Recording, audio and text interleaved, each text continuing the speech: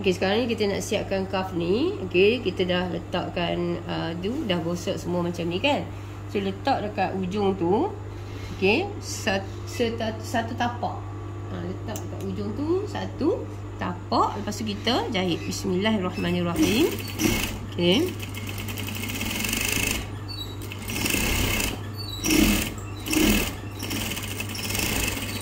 Okey, bila kita dah jahit macam ni, sekarang ni basi ni kita bukan nak buang besar-besar ni. Bila kita kita bagi kat dia 1 inci sebab kita nak memudahkan. Kita nak memudahkan ni. Ni kita kena potong balik.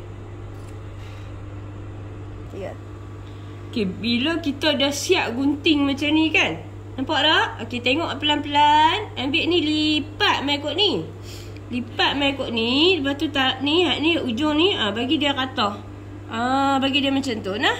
So bila dah macam tu, bawa masuk kat sini.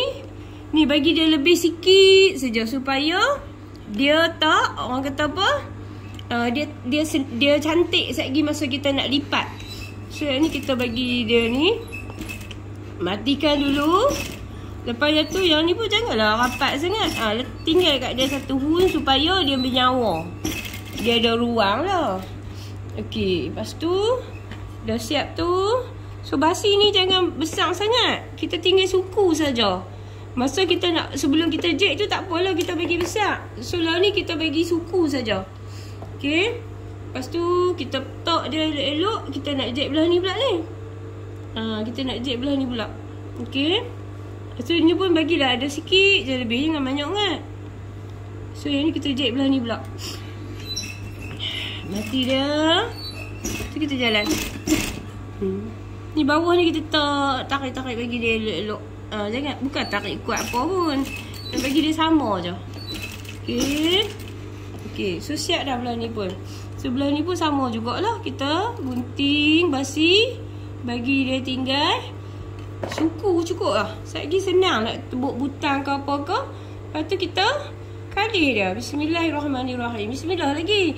Tak apa, bismillah kerak. Baju tu dia siap dia cantik dengan jayanya. Sebab baju tu orang kata apa? Banyak bismillah. Macam tu. So yang ni pun sama. So kita kali dia. So untuk yang orang kata apa, segi ni dia mudah je. Dia tak gaduh lah nak bubuh benang macam koda ke apa bagai. Okay. So nampak dah macam tu kan. Okey, seterusnya buka jahitan mata kasar. Ni penting. Memang kita kena buat lagu ni. Okey, yang ni sebelum kita nak tarik, kita tarik dulu macam tu. Macam tu. Kita tarik dulu macam tu. Buat tangan 3 atas 3 bawah lagu tu. Sebab apa? Sebab kita nak bagi dia kemai kat sini. Okey. Okey, letak macam tu. Dia kena tengah-tengah. Jangan ke bawah sangat, jangan ke atas sangat. Okey, lepas tu kita nak jahit dia. Dekat tangan ni, ibu jari dengan ni pegang tangan ni. Pegang tangan ni. Hak ni dia tolong. Tarik supaya kemas kat atas. Bismillahirrahmanirrahim. Bismillah lagi. Buka dah mata jahitan kasar sekali. Tarik lagi yang ni. Okey. Hak ni ujung ni tarik, tang ni pun tarik juga macam tu. Okey. Nampak? Lagu tu. Macam tu. Okey, so dia tolong pegang. So nampak kemas lah. Lepas tu ambil lah kapak kita tajam ni. Kalau siapa mata tak nampak tu. Ni kapak ni dia syok. Nantilah boleh cerita. Tak usah tanya pasal kapak lagi.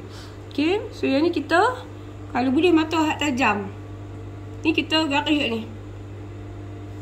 Kita garis. Supaya mudah lagi kita nak jahit lagi kita mudah.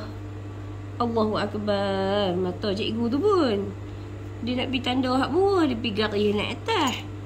Okey. So sat lagi banyak pula mata jahitan dia. Sat lagi kita nak jahit, kita kan jahit atas ni, kita jahit tengah-tengah kapak ataupun dalam. Nah. Okey, lepas tu basi hujung tangan kita tu 1/2 inci. So 1/2 inci. So dekat sini basi 1/2 inci juga. Faham anak-anak murid? Kalau faham, tolong komen faham. Okey, siap cara kita nak sediakan cuff untuk tangan cuff untuk tangan. Dia duduk kat ni sekejap lagi. Hak kekas tu dia duduk kat luar. Okey, lah ni kita nak sediakan tangan dia pula.